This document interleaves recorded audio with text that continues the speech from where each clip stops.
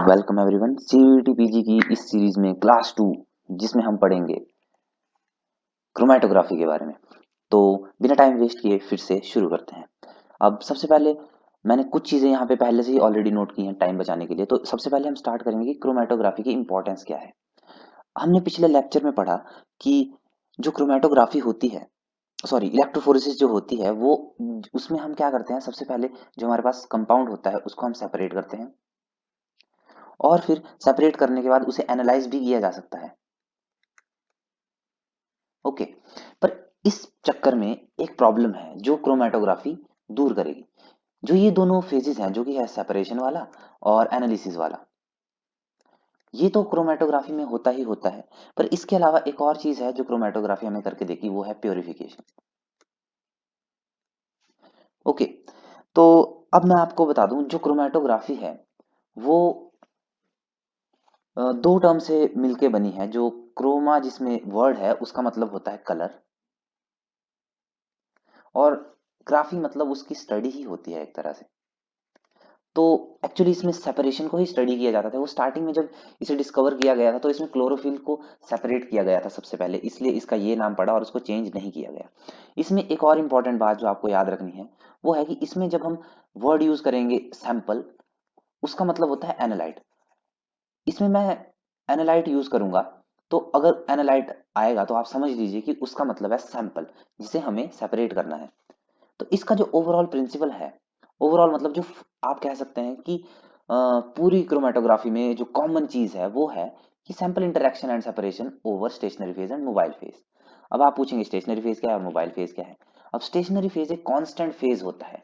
वो जनरली कोई एक लिक्विड होता है या सॉलिड होता है। वो क्या करेगा, retard the movement of solute, है ना।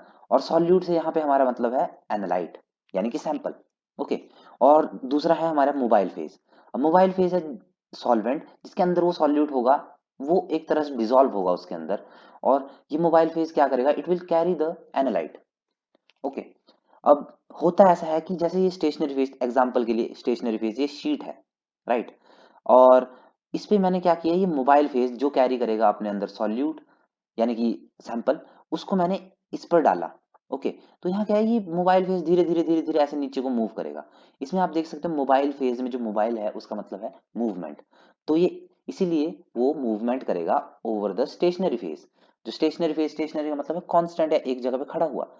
तो ऐसे आप थोड़ा समझ सकते हैं mobile phase and stationary phase के बारे में। अब जब हम बात करेंगे क्रोमेटोग्राफी की, तो जो उसका डिवीजन है उसको दो हिस्सों में डिवाइड किया जा सकता है। एक है शीट क्रोमेटोग्राफी और एक है कॉलम क्रोमेटोग्राफी। जो शीट क्रोमेटोग्राफी है उसमें हम जो अपना स्टेशनरी फेज लेंगे वो एज अ शीट की फॉर्म में होगा। जैसे पेपर हो गया, पेपर क्रोमेटोग्राफी के केस में। और थिन लेयर क्रोमेटोग्राफी के केस में एक्चुअली एक मेटल सरफेस पे सिलिका कोटिंग होती है। तो ये भी in the form of sheet है, इसलिए इसको भी हम शीट क्रोमेटोग्राफी में कंसीडर करते हैं। दूसरी बात आ जाती है कॉलम क्रोमेटोग्राफी। इसमें बहुत सारे टाइप्स हैं। अब कॉलम का मतलब समझा दूं, आपने ये डायग्राम देखा होगा।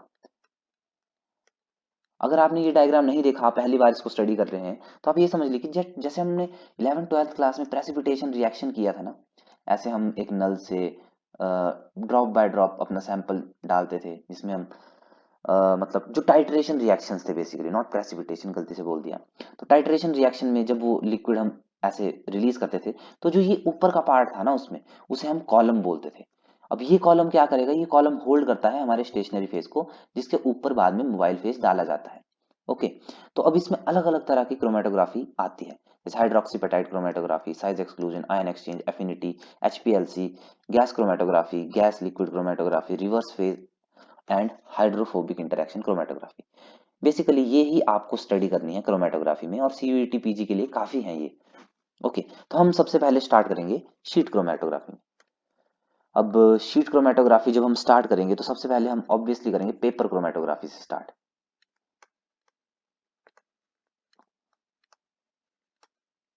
राइट।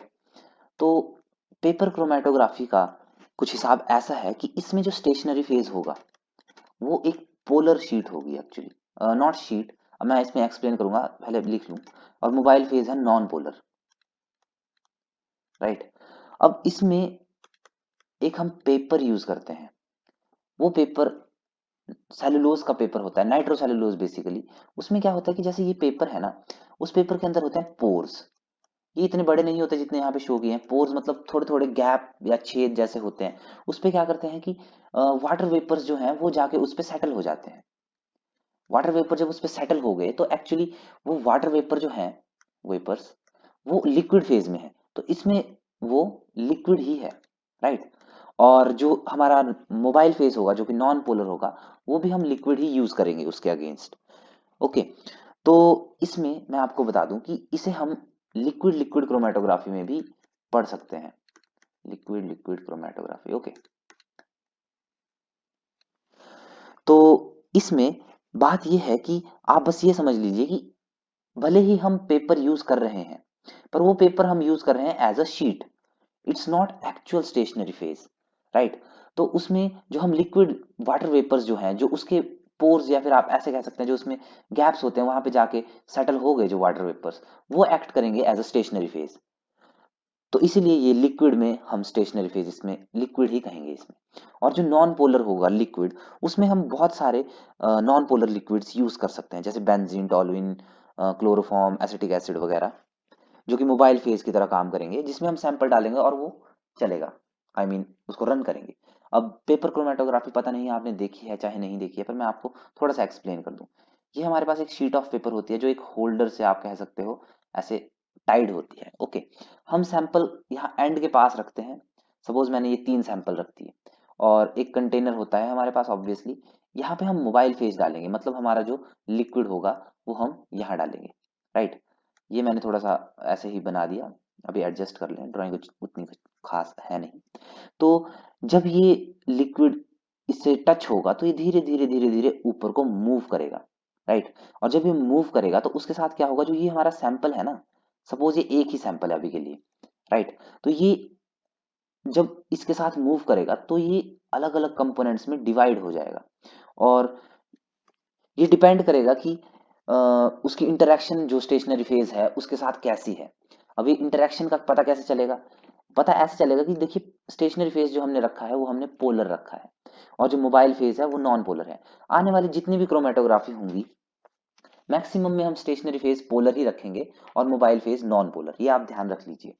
तो अब इसमें बात ऐसी है कि क्योंकि स्टेशनरी फेज पोलर है और जो हमारा सैंपल है, सपोज ये हमारा सैंपल था जो यहाँ पे, ये, तो उसमें कुछ सीन ऐसा है कि अगर सैंपल, सपोज ये है मेरे पास सैंपल, और इसमें ए बी एंड सी है, ठीक है। अब ए जो है उसे मैं कह देता हूं कि वो पोलर है, बी है वो नॉन पोलर है, और ये जो सी है वो एक्स्ट्रा नॉन पोलर है। एक्स्ट्रा ऐसे बस ऐसे शो कर दिया मैंने, ओके। तो ये रहा मेरा ए, ये हुआ मेरा बी, और ये हुआ मेरा सी। ये कैसे हुआ? अब बात ऐसी है कि मैंने बताया कि यहाँ पे हमारे वाटर मॉलिक्यूल्स हैं, वो अपने आप पोलर हैं, राइट। तो अब हमारा क्योंकि सैंपल में हमारा जो ए पार्टिकल था वो भी पोलर है, तो वो अपने ही तरह के मॉलिक्यूल से इंटरेक्ट करेगा और उसके साथ रहना पसंद करेगा। तो जो ए है उसकी मूवमेंट इसीलिए यहाँ पे सबसे कम हुई, क्योंकि ये पोलर नेचर का है। अब बी जो है हमारा वो है नॉन पोलर। तो नॉन पोलर क्या हुआ, नॉन पोलर जैसे जैसे हमारा ये मोबाइल फेज मूव किया तो नॉन पोलर मॉलिक्यूल उसके साथ मूव किया, तो इसलिए बी यहाँ पे है। और जो ये सी है वो है एक्स्ट्रा नॉन पोलर। अब एक्स्ट्रा नॉन पोलर मतलब यहाँ पे मैं ऐसे लिख देता हूँ, extra non polar, okay. Extra non polar मतलब उसकी आप कह सकते हैं कि पोलर मॉलिक्यूल्स के साथ इंटरेक्शन एकदम जीरो के बराबर है। तो इसी जीरो की बराबर इंटरेक्शन होने की वजह से यहाँ पे ये सबसे ज्यादा दूरी तक मूव किया गया है, ओके। तो इसके बाद हम चलते हैं दूसरी क्रोमेटोग्राफी की तरफ, जो कि है हमारी थिन लेयर क्रोमेटोग्राफी।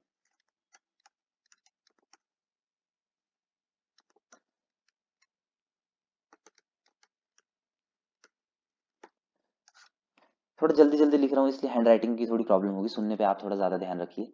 तो थिन लेयर क्रोमेटोग्राफी में क्या है कि मैंने थोड़ा सा आपको ऊपर एक्सप्लेन कर दिया, पर इसमें फिर से एक्सप्लेन कर देता हूँ। तो इसमें क्या है कि स्टेशनरी फेज में जो हम यूज करते हैं वो थिन सिलिका या thin silica layer, thin silica layer over aluminium sheet.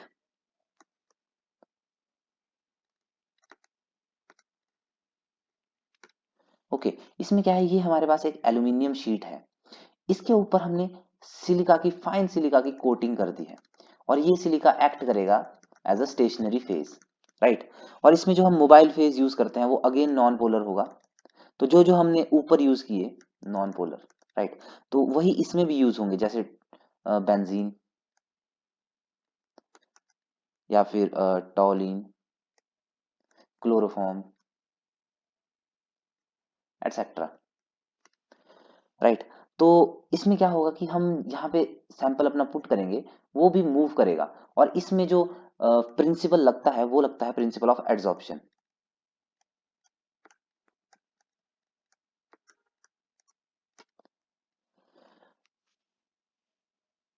तो इसमें भी एक्चुअली ऐसा ही होता है कि polar and non polar interactions यहाँ पे काम करती हैं, पर एक्चुअली इसमें उससे ज्यादा जो इफेक्ट करेगा वो है उसके एड्सॉर्प्शन।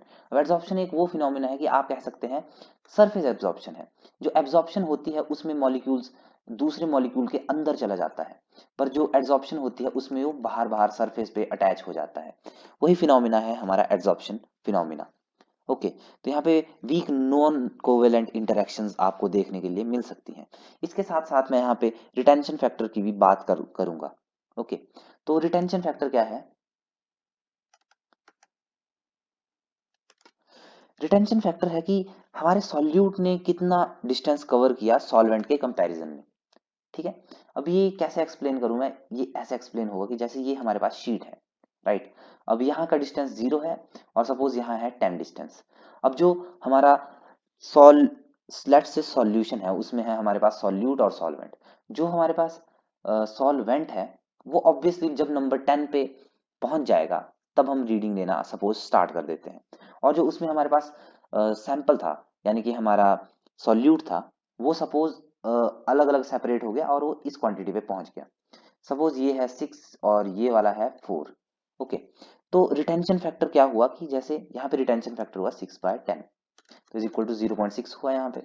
और जबकि ये वाला जो रिटेंशन फैक्टर है 4, तो ये 4/10 हुआ, तो 0.4 इसका रिटेंशन फैक्टर हुआ। अब इस रिटेंशन फैक्टर की क्या इंपॉर्टेंस है ये आपको अभी पता चलेगा। सबसे पहले आप ये जान लीजिए कि 0 to 1 के बीच में ये रेंज करेगा।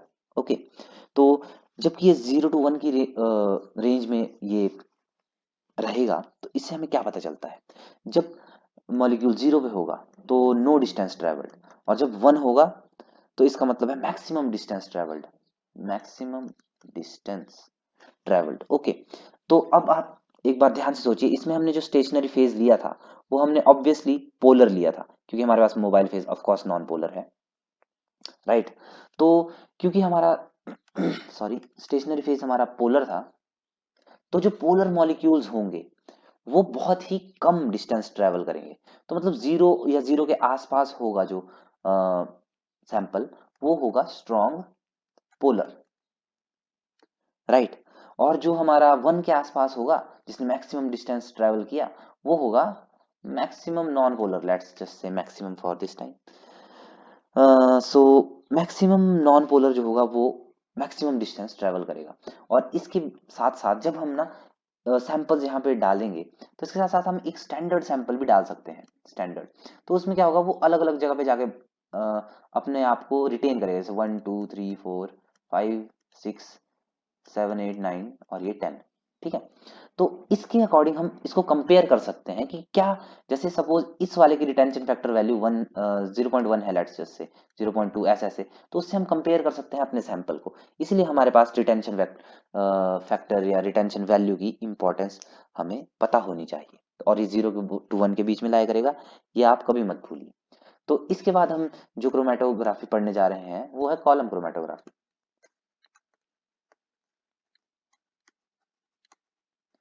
कॉलम क्रोमेटोग्राफी काफी इजी क्रोमेटोग्राफी है, बस उसमें आपको स्टार्टिंग का फेज समझना है।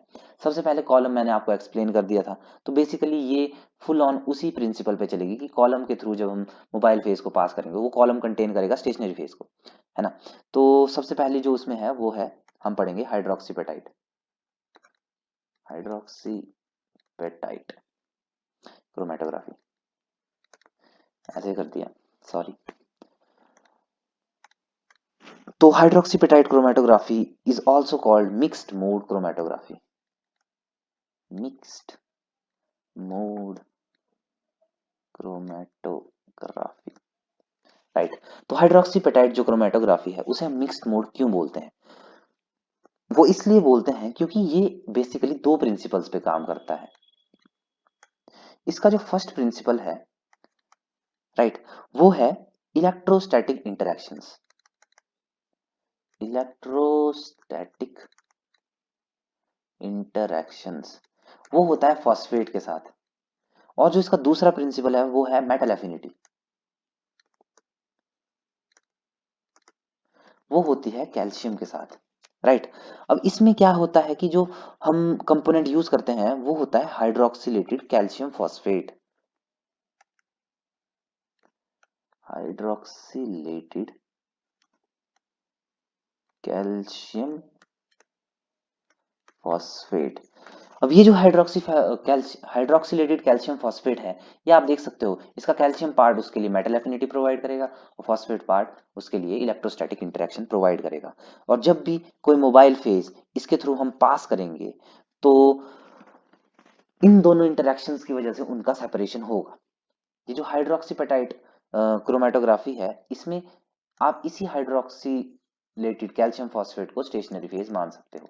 जब मोबाइल फेज हम इसके थ्रू पास करेंगे तो ये सेपरेशन इन दोनों इंटरेक्शंस की वजह से करेगा। ये बात आप याद रख लीजिए। अब इसमें मैं आपको बता दूं, अगर हम डीएनए सैंपल को डालते हैं तो डीएनए में अलग अलग शेप्स भी होती हैं, जैसे सर्कुलर हो गए, सर्कुलर, फिर आती है हमारी लीनियर, फिर उसके बाद आती है हमारी linear double standard, linear single standard, linear double standard, okay. तो जो भी सर्कुलर डीएनए होगा, चाहे वो डीएनए हो चाहे आरएनए हो, वो सबसे पहले सेपरेट हो जाएगा। दूसरे नंबर पे बारी आएगी हमारे linear form of single standard और सिंगल स्टैंडर्ड की एक्चुअली, फिर उसके बाद आती है डबल स्टैंडर्ड की बारी। तो ये आप याद रख लीजिए। तो इसके बाद हम जो दूसरी क्रोमेटोग्राफी पढ़ेंगे वो हम पढ़ेंगे साइज एक्सक्लूजन क्रोमेटोग्राफी।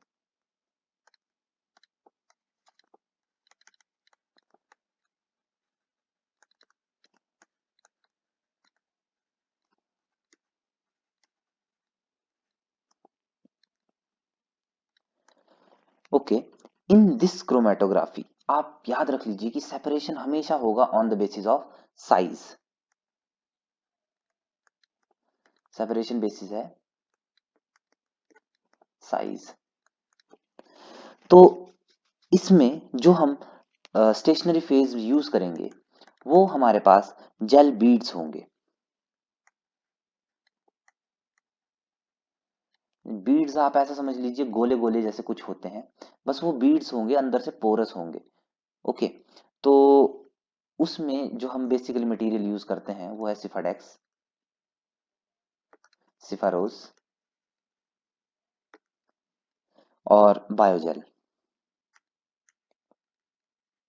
अब इन तीनों में से कोई भी एक मटेरियल ले लीजिए, उनके आप जेल बीड्स बना सकते हैं, राइट। और स्टेशनरी फेज वही होगा जो जस्ट कैरी कर सके, उसमें इंटरेक्शंस का कोई फर्क नहीं पड़ता। इसमें बेसिकली जो फर्क पड़ेगा वो पड़ेगा इसके साइज का। अब स्टेशनरी फेज, अब स्टेशनरी फेज मोबाइल फेज मैंने आपके साथ डिस्कस कर लिया, तो मैं आपको थोड़ा सा इसमें प्रोसेस एक्सप्लेन कर देता हूँ।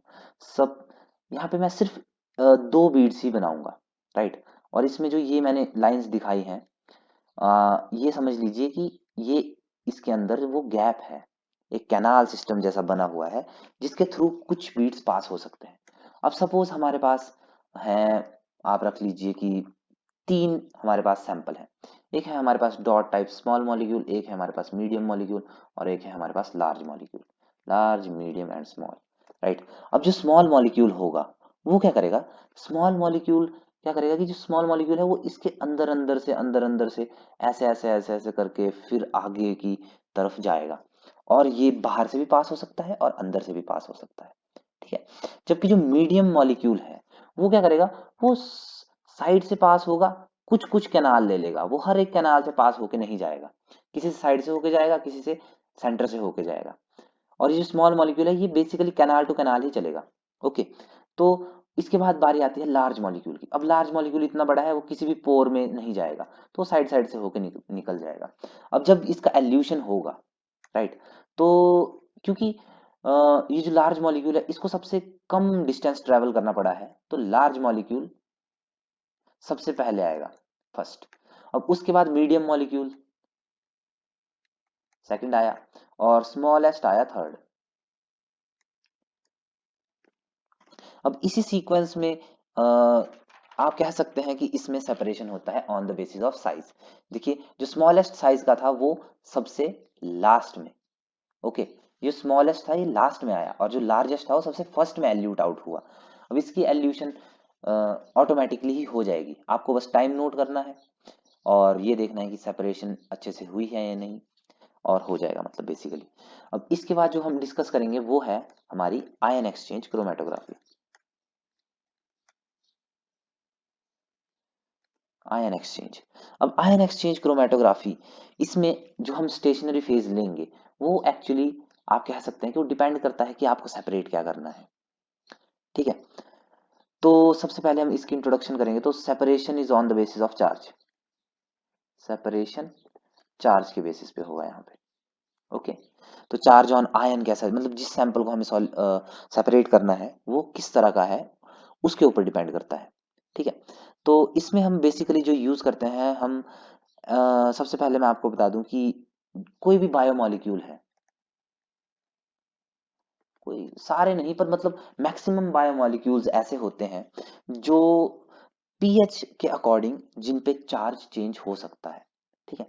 अब एग्जांपल के लिए जैसे मैं पीएच और पीआई की वैल्यू लूं, तो अगर उसकी पीआई ज्यादा है, पीएच कम है, तो उस पे पॉजिटिव चार्ज आएगा, और अगर उसका पीएच ज्यादा है और पीआई कम है तो उस पे नेगेटिव चार्ज आएगा।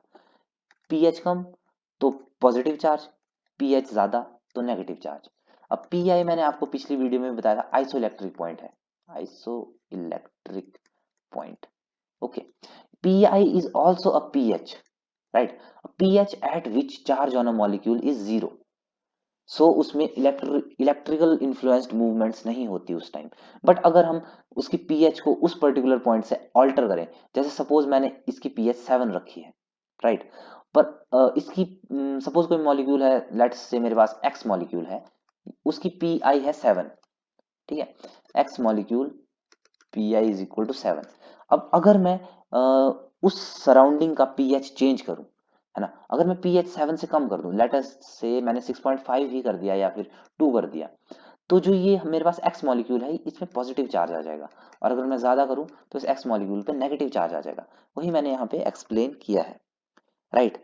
तो अब इसी पे डिपेंड करता है कि हमें एक्चुअल में सेपरेट क्या करना है। सो उससे पहले मैं आपको कैटायन एनायन का भी थोड़ा कॉन्सेप्ट समझा दूं, है ना।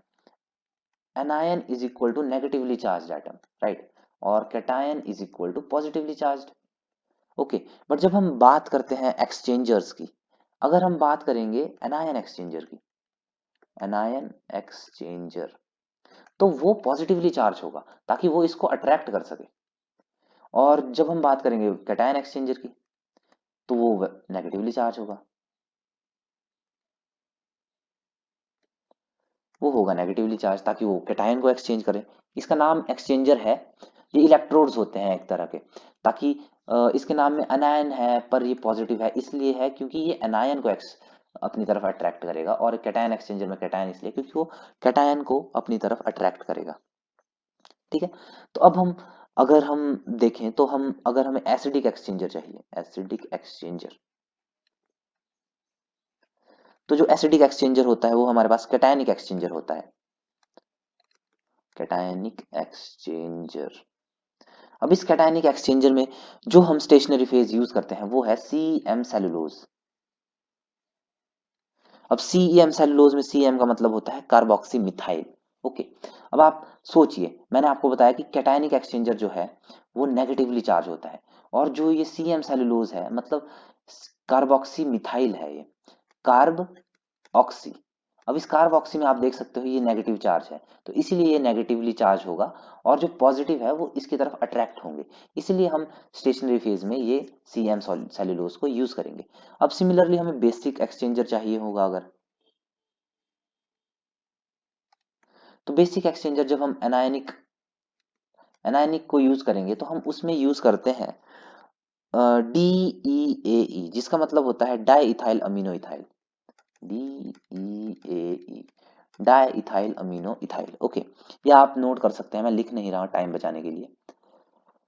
तो डीईएई में क्या होता है कि आप देखिए उसमें डाई इथाइल अमीनो इथाइल है ना, जो आप अमीन ग्रुप देखिए, जो अमीन ग्रुप होता है वो पॉजिटिवली चार्ज होता है, तो इसीलिए ये नेगेटिव चार्ज को अपनी तरफ अट्रैक्ट करेगा।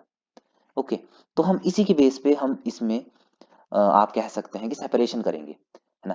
अब सपोज मैंने एक कोई कॉलम ले लिया, राइट, उसमें मैंने सी एम सेलुलोज लगाया, सी एम सेलुलोज है ये। ओके, अब मैंने आपको बताया कि सी एम सेलुलोज क्या है, C M cellulose is an cationic exchanger, तो मतलब इस पे खुद पे नेगेटिव चार्ज होगा, राइट, कैटायनिक एक्सचेंजर है। अब मैंने इसमें सॉल्यूशन डाला जिसमें पॉजिटिव भी है और नेगेटिव भी है ना। तो अब जब इस सॉल्यूशन को मैं इससे पास करूंगा तो जो नेगेटिव चार्ज वाले एटम्स होंगे उस सॉल्यूशन में वो पहले पास हो जाएंगे, जबकि जो पॉजिटिव वाले हैं वो इनसे अटैच होके ही रह जाएंगे यहाँ पे। तो इसी की बेसिस पे यहाँ पे सेपरेशन होगा, है ना। तो इसमें आप देख सकते हो कि जो नेगेटिवली चार्ज है, राइट, तो वो पहले सेपरेट हो गया है। ओके, तो इसका मतलब है कि जो कैटायनिक एक्सचेंजर है उसमें जिसका भी पी आई लो होगा, पी आई लो, ध्यान रखिए, मतलब पीएच जो भी हो उसका पी आई कम होगा, तो उस पे चार्ज होगा नेगेटिव, नेगेटिव। ओके, अब उस पे चार्ज अगर नेगेटिव होगा तो वो सेपरेट हो जाएगा, क्योंकि यहाँ पे हमने एक्सचेंजर एनायनिक एक्सचेंजर रखा था, सॉरी एनायनिक नहीं कैटायनिक एक्सचेंजर रखा था जिसपे खुद पे नेगेटिव चार्ज था, तो पॉजिटिव को अट्रैक्ट करेगा जबकि नेगेटिव उससे पास हो जाएंगे या रिपेल होकर वो उसको अलग कर देगा। ओके, तो यही है बात बेसिकली। फिर उसके बाद बचता ये है कि जो इसमें पॉजिटिवली चार्ज्ड मॉलिक्यूल्स जो नेगेटिव हमारे स्टेशनरी फेज के साथ अटैच हो गए हैं उनका क्या होगा। अब उसका एल्यूट करने के लिए हमारे पास दो ऑप्शन हो जाते हैं, एल्यूशन। अब दो ऑप्शन क्या है हमारे पास, फर्स्ट है सॉल्ट कंसंट्रेशन। अगर हम सॉल्ट कंसंट्रेशन इंक्रीज करते हैं तो उससे क्या होगा कि इनके बीच की इंटरेक्शन टूटेगी और पॉजिटिवली चार्ज भी बाद में नीचे आ जाएंगे। और दूसरा है पीएच ऑल्टरेशन। ओके, अब हम पीएच को ऑल्टरेट करेंगे तो है तो ये भी बायोमोलिक्यूल ही ना। अब इस पे जब हम पीएच ऑल्टर करेंगे तो मैंने आपको यहाँ पे एक्सप्लेन किया कि जो हमारे पास पीएच होती है वो चेंज कर जाती है पीआई के और पीएच के कंपेयर में, राइट। अगर हम पीएच ज्यादा करेंगे तो उस पर नेगेटिव चार्ज आ जाएगा और ये भी यहाँ पे एल्यूट आउट हो जाएगा बाद में। ओके, तो मतलब बेसिकली आयन एक्सचेंज क्रोमेटोग्राफी यही थी। अब इसके बाद हम बात करेंगे वो है, फोर्थ है शायद ना, एफिनिटी क्रोमेटोग्राफी।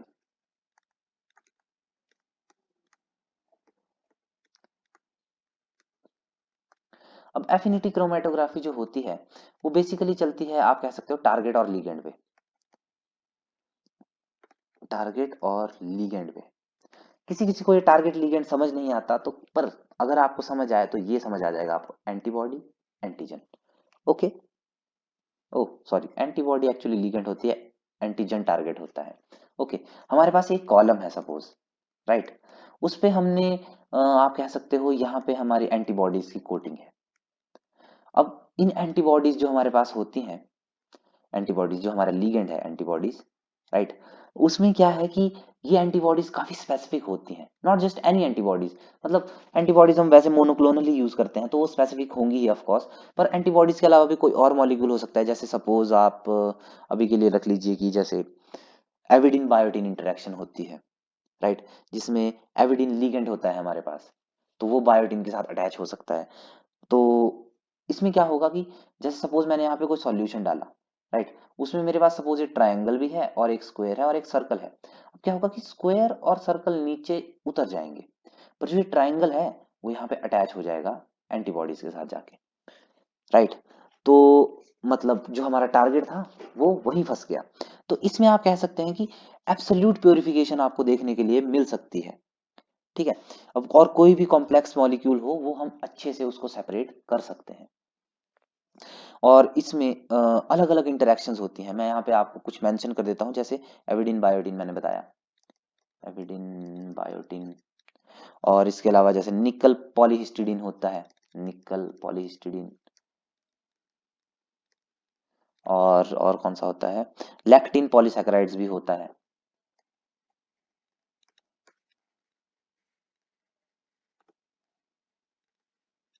ऐसे ऐसे हमारे पास बेसिकली अलग अलग इंटरेक्शन यहाँ पे आपको देखने के लिए मिल सकती है। यही है affinity chromatography. By the way इसका एल्यूशन अगर हम करेंगे तो उसमें हमें फ्री लिगेंड की कंसंट्रेशन बढ़ानी पड़ेगी, राइट। अब लिगेंड की कंसंट्रेशन बढ़ाएंगे तो उसके साथ जो हमारे पास अटैच्ड मॉलिक्यूल्स हैं वो भी नीचे की तरफ सेपरेट हो जाएंगे। अब फोर्थ के बाद हम स्टार्ट करेंगे फिफ्थ नंबर। जो फिफ्थ नंबर है वो है हमारे पास HPLC।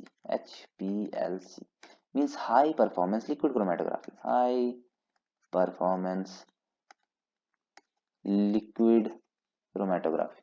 ओके, तो हाई परफॉर्मेंस लिक्विड क्रोमेटोग्राफी में जो हम मोबाइल फेज यूज करेंगे वो ऑफ कोर्स लिक्विड होगा, और क्योंकि इसके नाम से पता चलता है high performance and liquid chromatography, तो हम लिक्विड इसलिए यूज कर रहे हैं।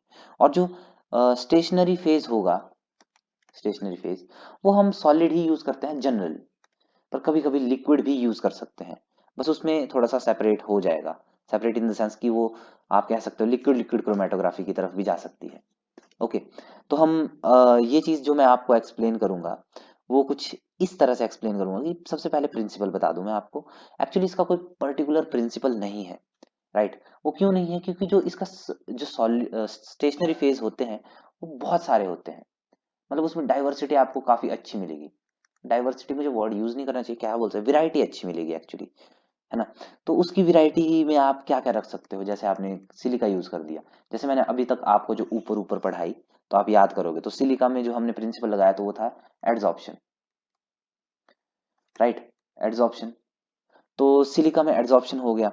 और अगर मैंने कोई आयन एक्सचेंजर लगा दिया, आयन एक्सचेंजर, सपोज मैंने सीएम सेलुलोज लगा दिया, तो फिर उसके अकॉर्डिंग उसकी प्रिंसिपल चेंज हो गई, आयनिक इंटरेक्शंस बन जाएंगे। अब जेल परमिएशन है, जैसे कोई मैंने वही सिफाडेक्सिफारोज यूज कर दिया, तो उसमें उसमें प्रिंसिपल चेंज होके separation on the basis of size हो जाएगा, प्रिंसिपल कुछ खास है नहीं उसका।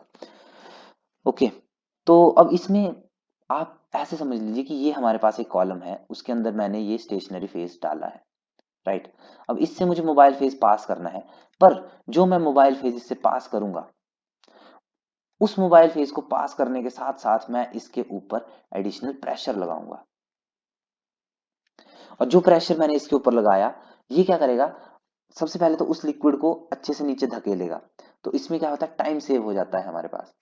और क्योंकि इसमें हम अलग अलग variety of stationary phase use कर सकते हैं, तो इसमें बात ऐसी होती है कि आप सेपरेशन किसी भी बायोमोलिक्यूल्स का कर सकते हैं, राइट।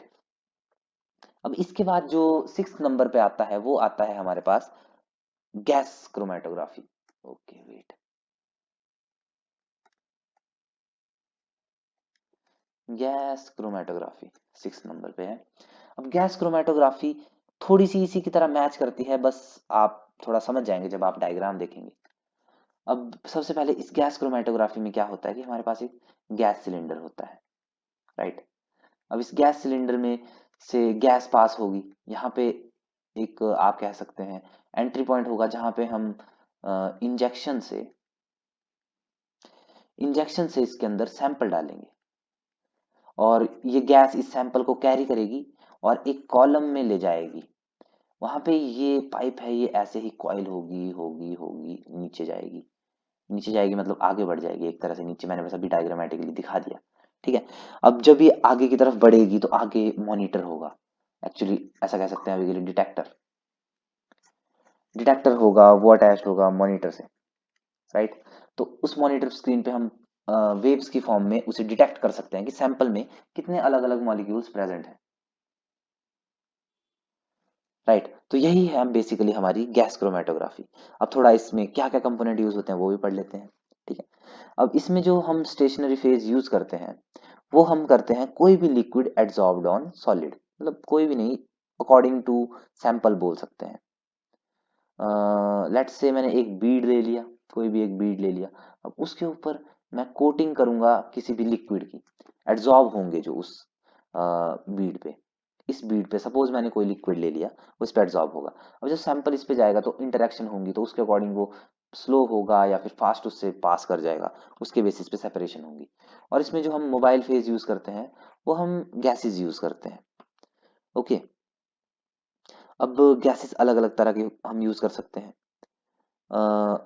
बस आप ये याद रखिए कि एक्चुअली HPLC और इसमें यही डिफरेंस है। सी देखिए, आप ध्यान से देखेंगे ना, तो ये जो गैस है जिस सिलेंडर में ये बंद है, एक तरह से ये भी प्रेशर लगाएगी। यहाँ पे गॉज है, उससे हम उसको मेजर भी करते हैं, प्रेशर लगाएगी। थोड़ा सा डिफरेंस गैस क्रोमेटोग्राफी में और जो हमने पहले पढ़ी, जो कि हमारी थी HPLC, उसमें डिफरेंस ये है कि ये जो हम गैस क्रोमेटोग्राफी इसमें पढ़ेंगे, इसमें क्या होता है कि आपको wide range of stationary phase तो मिल जाते हैं, पर लिमिटेड मोबाइल फेज होते हैं। मोबाइल फेज जो कि हमारा ये गैस है यहाँ पे, तो ये मोबाइल फेज जो गैस है, जैसे सपोज इसमें हम हीलियम यूज कर रहे हैं, तो आपके पास ज्यादा ऐसी गैसेस नहीं मिलेंगी जो हम इसको हीलियम से रिप्लेस कर सकें, राइट। अब इसके बाद एक आती है हमारे पास gas liquid chromatography. Gas liquid, ये जो 7 नंबर की गैस लिक्विड क्रोमेटोग्राफी, आप कह सकते हैं कि ये दोनों लिक्विड लिक्विड पे ही चलती, एक्चुअली गैस लिक्विड प्रिंसिपल पे चलेंगी, है ना। ये होती तो इस गैस क्रोमेटोग्राफी की तरह है, बस थोड़ा सा डिफरेंस होता है। वो डिफरेंस क्या है? वो डिफरेंस ये है कि जब हम अ, ये पढ़ेंगे, गैस क्रोमेटोग्राफी पढ़ेंगे, तो इसमें जो हम एनालाइज करते हैं वो नॉन वॉलेटाइल मॉलिक्यूल्स को एनालाइज करते हैं, नॉन वॉलेटाइल, राइट। और जब हम गैस लिक्विड की बात करेंगे, तो गैस लिक्विड क्रोमेटोग्राफी में हम जो एनालाइज करते हैं वो वॉलेटाइल मॉलिक्यूल्स को एनालाइज करते हैं, वॉलेटाइल मॉलिक्यूल्स को। और यही आप देख सकते हैं कि क्योंकि इसमें पहले वाले में सिर्फ नॉन वॉलेटाइल और इसमें सिर्फ वॉलेटाइल ही हम एनालाइज कर पाएंगे, तो इसलिए ये आप कह सकते हैं कि इसकी advantage at the same time disadvantage भी बन जाती है। तो इसमें होता क्या है कि जो हमारे पास ये गैस लिक्विड क्रोमेटोग्राफी है, इसमें क्योंकि हमारा सैंपल है वो वॉलेटाइल है, तो आप कह सकते हैं कि थोड़े से टेम्परेचर चेंज की वजह से भी उसमें काफी फर्क पड़ेगा। और सपोज अगर वो एक सर्टेन टेम्परेचर पे लिक्विड है, तो जैसे ही हम उसको पास करेंगे किसी, आप कह सकते हैं, और टेम्परेचर पे, टेम्परेचर सपोज इंक्रीज हो गया, तो वो गैस की फॉर्म में कन्वर्ट हो सकता है। और ये आप कह सकते हैं कि जो गैस लिक्विड क्रोमेटोग्राफी है वो इतनी इंटरेस्टिंग तरह की क्रोमेटोग्राफी है जिसमें interaction between mobile phase and analyte होता ही नहीं है। एनालाइट मतलब सैंपल, ओके। अब क्योंकि ये सैंपल में मतलब कुछ मिक्सिंग विक्सिंग नहीं होगी, तो इसलिए हम कभी कभी कह सकते हैं कि इसमें सिर्फ सैंपल की ही जरूरत पड़ती है, मोबाइल फेज की जरूरत नहीं पड़ती। अब इसके बाद जो हम बात करेंगे वो है रिवर्स फेज क्रोमेटोग्राफी की। Reverse phase, okay. अब ये नाम बड़ा स्पेशल है, रिवर्स फेज, राइट। हमारे पास अभी तक हमने जो डिस्कस किया उसमें हमारे पास है दो फेज, मोबाइल फेज और स्टेशनरी फेज। जो हमने पहले डिस्कस किया, हमने डिस्कस किया कि जो स्टेशनरी फेज होता है हम उसको जनरली लेंगे पोलर, पोलर मॉलिक्यूल्स, जबकि जो मोबाइल फेज होगा उसको हम नॉन पोलर लेंगे। बट इसमें हम क्या करेंगे, इसमें हम उस चीज को रिवर्स कर देंगे। तो जो हमारे पास स्टेशनरी फेज होगा वो नॉन पोलर हो जाएगा, और जो हमारे पास मोबाइल फेज होगा वो पोलर हो जाएगा। अब जब हम ऐसा करते हैं तो इसमें हमें ध्यान रखना होता है कि एक्चुअली इसमें थोड़ा सा हाइड्रोफोबिक इंटरेक्शन वाला प्रिंसिपल आ जाता है। हाइड्रोफोबिसिटी के बेसिस पे इस पे सेपरेशन होगा। और जो इसमें हम नॉन पोलर यूज करेंगे, एक्चुअली वो जैसे हम सिलिका जेल पहले यूज कर रहे थे वैसे ही सिलिका जेल यूज करेंगे, बट इसमें क्या होगा कि उस सिलिका जेल को हम थोड़ा कोट कर देंगे C18 और C8 मॉलिक्यूल से। C18 और सपोज यहाँ पे C8 है, ऐसे ऐसे इसकी कोटिंग कर देंगे हर तरफ से, जो इसको नॉन पोलर नेचर प्रोवाइड करेगी, राइट। अब इसमें क्या होगा कि जो हमारा एल्यूशन होगा, इसमें एल्यूट आउट होंगे सबसे पहले पोलर, उसके बाद होंगे नॉन पोलर, और उसके बाद होंगे non non polar, I mean greater non polar, right. अब आप समझिए, जो हमने पहले जब हम नॉर्मल क्रोमेटोग्राफी, जैसे सपोज हमने थिन लेयर क्रोमेटोग्राफी पढ़ी, उसमें हमने स्टेशनरी फेज पोलर लिया था, तो पोलर जो मॉलिक्यूल्स थे वो सबसे लास्ट में निकल के आ रहे थे।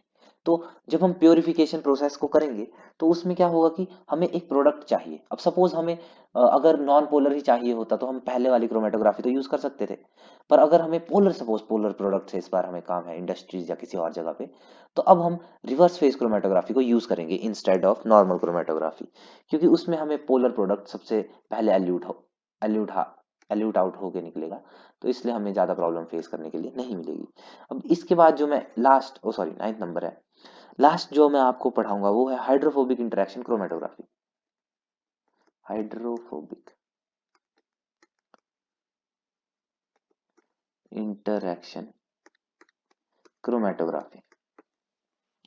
अब हाइड्रोफोबिक इंटरेक्शन क्रोमेटोग्राफी में आप ये समझिए कि ये एक तरह की रिवर्स फेज क्रोमेटोग्राफी ही है। मतलब जो रिवर्स फेज का स्टेशनरी फेज था, मतलब आप इसमें स्टेशनरी फेज पोलर के बजाय नॉन पोलर है, और mobile phase of course polar होगा। ओके, तो उसमें क्या है कि हम जो सिलिका, सब जैसे हमने रिवर्स फेज में सिलिका पे C18 या फिर C8 के मॉलिक्यूल्स एड्सॉर्ब करवाए थे या फिर अटैच करवाए थे, उसके रिप्लेस करके हम इस पे दूसरे मॉलिक्यूल्स करेंगे अटैच, जैसे एसिटाइल। एसिटाइल आप देख सकते हो कि ये C8 और C18 के कंपैरिजन में इसकी चेन शॉर्ट होती है, तो इसका मतलब है कि इसकी हाइड्रोफोबिसिटी थोड़ी कम होगी। तो मतलब आप कह सकते हैं लेस हाइड्रोफोबिक।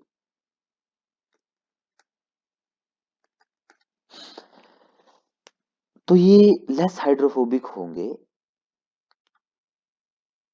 तो इसीलिए हम इसको यूज करेंगे उन मॉलिक्यूल्स के लिए जो हाई हाइड्रोफोबिसिटी की वजह से, जो आप कह सकते हैं डिसरप्ट हो जाएंगे या कभी कभी डीनेचर हो जाएंगे, उसके लिए हम हाइड्रोफोबिक इंटरेक्शन क्रोमेटोग्राफी यूज करेंगे। तो बेसिकली इतना ही था।